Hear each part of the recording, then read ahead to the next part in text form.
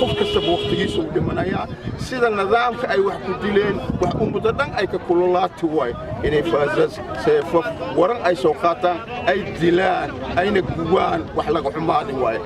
alxamdulillah hada qalbigeena waa noo qaboobay Soomaaliya idila duugta ka soo qayb gashay Soomaaliya duugtay ala una xariisto waxaan anaga dawladda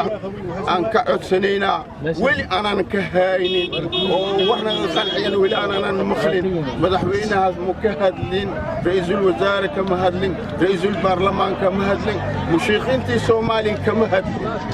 runta la sheegaa la rabaa inay ka hadlaan waay dhacdadan dhacda xun waay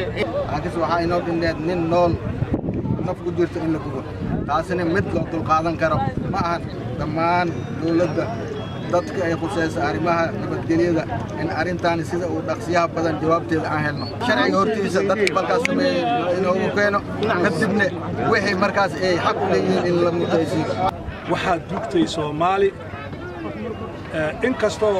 وجعلناكم شعوبا وقبائل لتعارفوا إن أكرمكم عند الله أتقاكم أي جرتو دل واجرا وان لسدوغا وان لسدقرا وان لسدابيا لكن إن هدنا يعني أدوي كل كلام وعذابنا هنت ما نهاي أنك يهود ما نهاي Soomaaliya nahay